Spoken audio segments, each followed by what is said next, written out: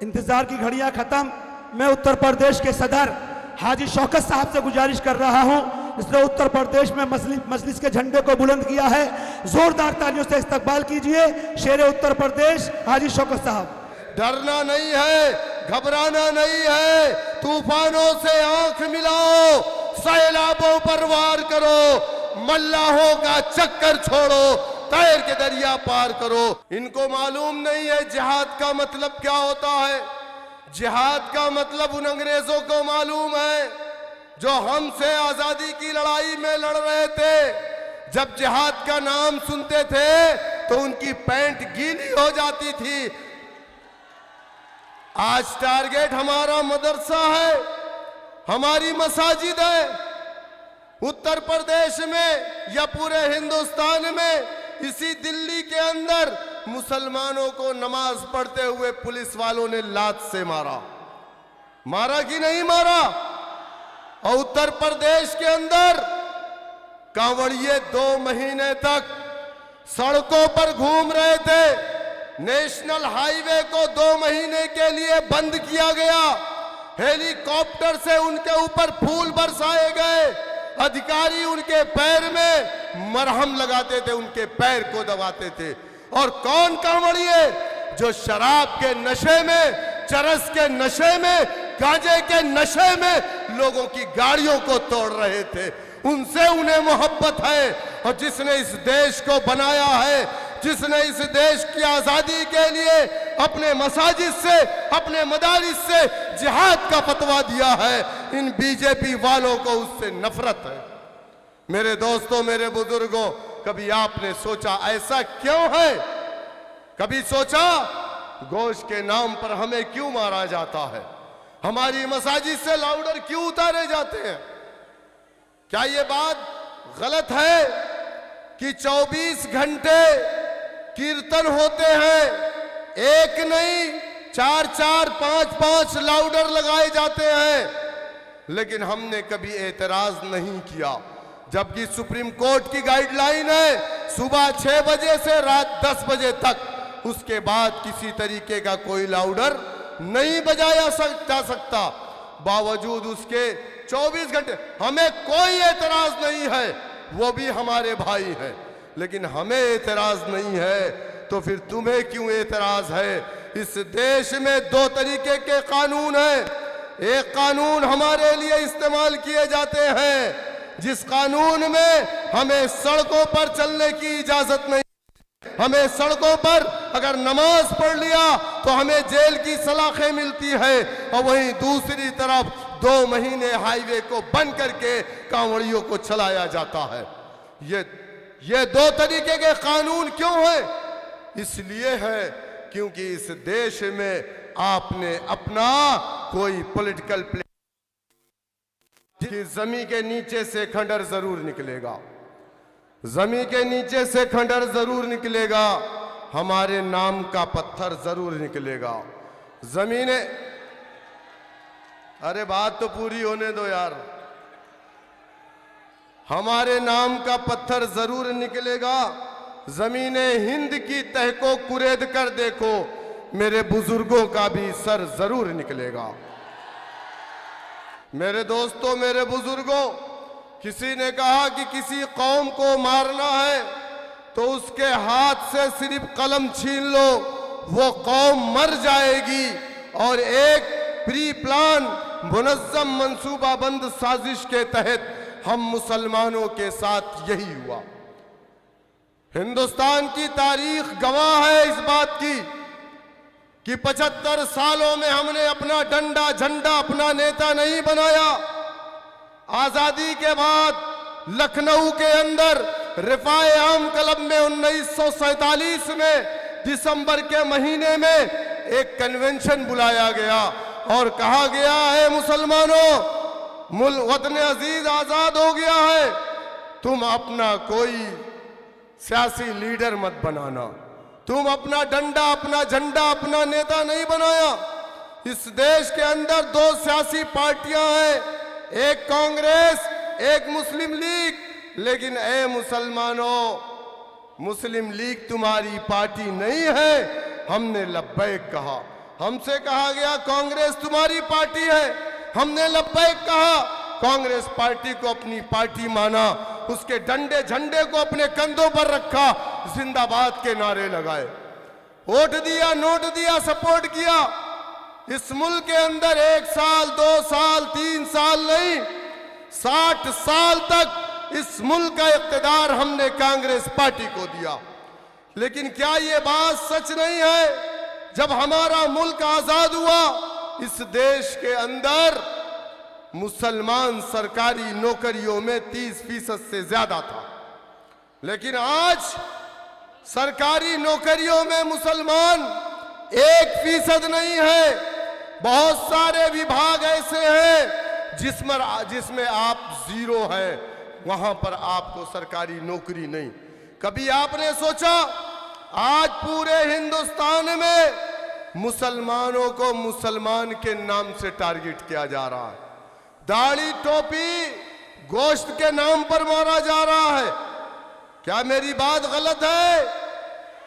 अगर आप पढ़ाई में अव्वल नंबर आते हैं तो टेलीविजन पर चलाया जाता है एजुकेशन जिहाद। चलाते कि नहीं चलाते? हमारे यहाँ उत्तर प्रदेश में तो हमारे मुख्यमंत्री साहब, वहाँ की कैबिनेट ने मिलकर के जिहाद के नाम से एक कानून बना दिया, लव जिहाद।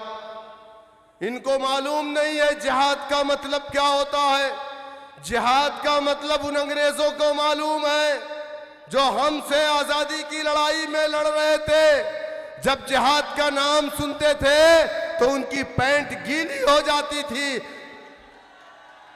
आज टारगेट हमारा मदरसा है, हमारी मसाजिद है। उत्तर प्रदेश में या पूरे हिंदुस्तान में, इसी दिल्ली के अंदर मुसलमानों को नमाज पढ़ते हुए पुलिस वालों ने लात से मारा। मारा कि नहीं मारा? और उत्तर प्रदेश के अंदर कांवड़िए 2 महीने तक सड़कों पर घूम रहे थे। नेशनल हाईवे को 2 महीने के लिए बंद किया गया। हेलीकॉप्टर से उनके ऊपर फूल बरसाए गए। अधिकारी उनके पैर में मरहम लगाते थे, उनके पैर को दबाते थे। और कौन कांवड़िए? जो शराब के नशे में, चरस के नशे में, गांजे के नशे में लोगों की गाड़ियों को तोड़ रहे थे। उनसे उन्हें मोहब्बत है। और जिसने इस देश को बनाया है, जिसने इस देश की आजादी के लिए अपने मसाजिद से, अपने मदारिस से जिहाद का फतवा दिया है, इन बीजेपी वालों को उससे नफरत है। मेरे दोस्तों, मेरे बुजुर्गों, कभी आपने सोचा ऐसा क्यों है? कभी सोचा गोश्त के नाम पर हमें क्यों मारा जाता है? हमारी मसाजिद से लाउडर क्यों उतारे जाते हैं? क्या ये बात गलत है कि 24 घंटे कीर्तन होते हैं? एक नहीं, 4-4, 5-5 लाउडर लगाए जाते हैं। लेकिन हमने कभी एतराज नहीं किया, जबकि सुप्रीम कोर्ट की गाइडलाइन है सुबह 6 बजे से रात 10 बजे तक। उसके बाद किसी तरीके का कोई लाउडर नहीं बजाया जा सकता। बावजूद उसके 24 घंटे हमें कोई एतराज नहीं है, वो भी हमारे भाई हैं। लेकिन हमें एतराज नहीं है तो फिर तुम्हें क्यों एतराज है? इस देश में 2 तरीके के कानून हैं। एक कानून हमारे लिए इस्तेमाल किए जाते हैं, जिस कानून में हमें सड़कों पर चलने की इजाजत नहीं। हमें सड़कों पर अगर नमाज पढ़ लिया तो हमें जेल की सलाखें मिलती है। और वहीं दूसरी तरफ 2 महीने हाईवे को बंद करके कांवड़ियों को चलाया जाता है। ये 2 तरीके के कानून क्यों है? इसलिए है क्योंकि इस देश में आपने अपना कोई पॉलिटिकल जिस समाज के पास अपना डंडा, अपना झंडा, अपना नेता, अपनी पार्टी नहीं होती है, उस समाज को जमहूरियत में, जमहूरी मुल्क में इंसाफ नहीं मिलता।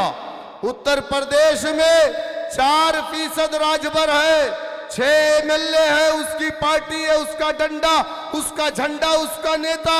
11% निषाद है, उसकी पार्टी, उसका नेता, उसका डंडा, उसका झंडा।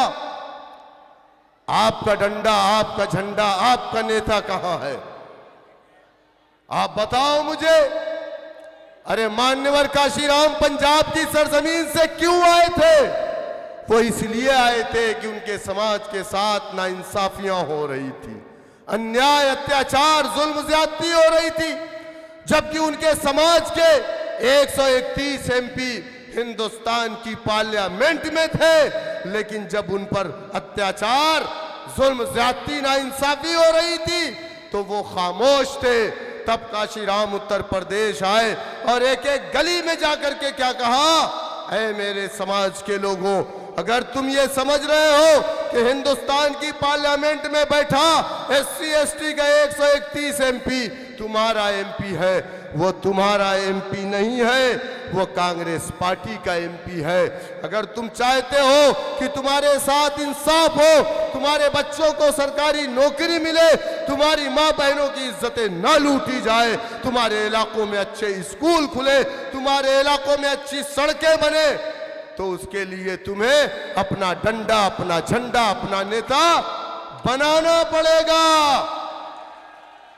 काशीराम पर लोगों ने इल्जाम लगाया कि ये काशी आया है, ये बीजेपी तब जनसंघ थी, कहा जनसंघ से पैसा पाया है, कांग्रेस को हराने आया।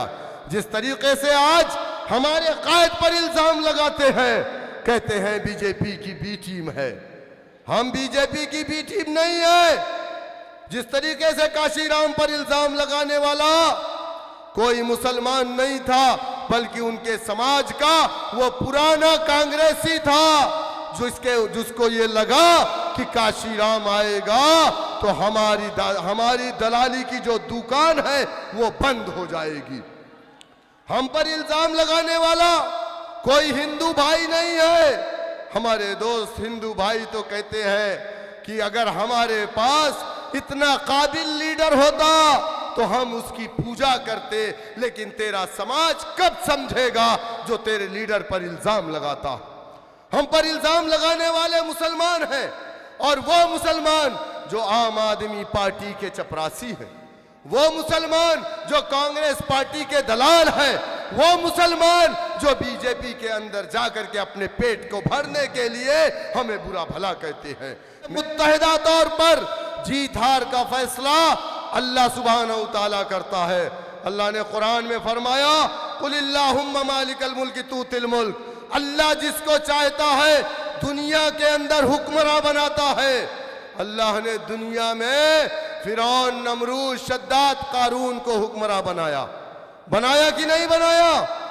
लेकिन यूसुफ अलैहिस्सलाम को भी कुएं से निकाल करके मिस्र का बादशाह बनाया कि नहीं बनाया? मेरे दोस्तों, मेरे बुजुर्गों, जो एक तरफ जितेंद्र है और दूसरी तरफ महेंद्र है, और दोनों खालाजाद भाई हैं। अब फैसला आपको करना है कि जितेंद्र तुम्हारा लीडर है या महेंद्र तुम्हारा लीडर है। एक ये कहता है कि मुस्तफाबाद में नहीं जाऊंगा, वहां का मुसलमान बीजेपी के डर से मुझे वोट डालेगा, और कहता है कि तुम मुझे वोट दो, मैं तुम्हें अयोध्या राम मंदिर का दर्शन फ्री में करवाऊंगा, कहता है ना। और दूसरा कहता है तुम मुझे वोट दो, मैं तुम्हें मथुरा और काशी दिलवाऊंगा। दोनों में कोई फर्क नहीं है, दोनों एक सिक्के के दो पहलू हैं। मेरे दोस्तों, मेरे बुजुर्गों, मेरी आपसे अपील है, डरना नहीं है, घबराना नहीं है, तूफानों से आंख मिलाओ, सैलाबों पर वार करो, मल्लाहों का चक्कर छोड़ो, तैर के दरिया पार करो।